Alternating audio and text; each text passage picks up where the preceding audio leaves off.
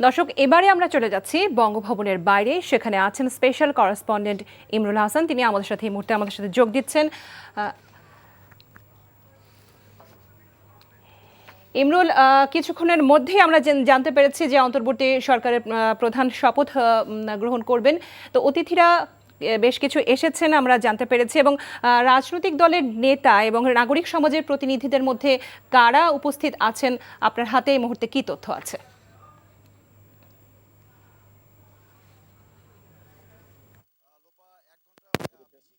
৮টায় নির্ধারিত সময় ছিল, সেটি এখন ১ ঘন্টা পিছিয়ে ৯টা করা হয়েছে। প্রধান উপদেষ্টা যিনি বলছেন ডক্টর ইউনূস এখনো বাসা থেকে রওনা হননি, এবং যারা উপদেষ্টা মন্ডলীর সদস্য পদে শপথ নেন তারাও এখনো পর্যন্ত কাউকে আমরা দেখিনি। তবে যারা অতিথি, এখানে ৪০০ আমন্ত্রিত আজকে অতিথি এই বঙ্গভবনের দরবার হলের এই অন্তর্বর্তী সরকারের শপথ গ্রহণ অনুষ্ঠানে উপস্থিত হবেন। আমরা বিভিন্ন রাজনৈতিক দলের নেতাদের দেখতে পাচ্ছি, তারা একে আসছেন। এই মুহূর্তে আমরা ছবিতে দেখতে পাচ্ছি যে বিএনপির স্থায়ী কমিটির সদস্য মির্জা আব্বাস এবং তার স্ত্রী, মহিলা দলের সভাপতি আফরুজা আব্বাস, ওনারা দুজন প্রবেশ করছেন। এছাড়া কিছুদিন আগে আমরা দেখেছিলাম যে বিএনপির স্থায়ী কমিটির সদস্য আব্দুল মঈন খান, বিএনপির vice chairman major Hafizuddin Ahmed সহ দলের বিভিন্ন স্তরের নেতারা আসতে শুরু করেছেন একে একে।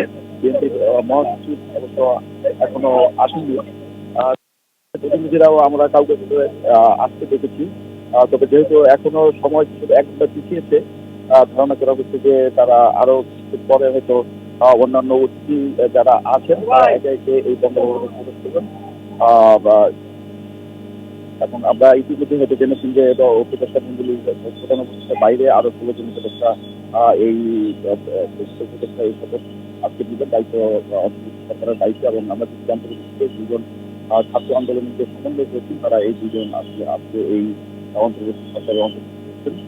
যদি আমরা সম্ভাব্য তালিকা দিয়ে সেখানে ২জনের নাম রয়েছেন নাহিদ ইসলাম এবং আসিফ মাহমুদ।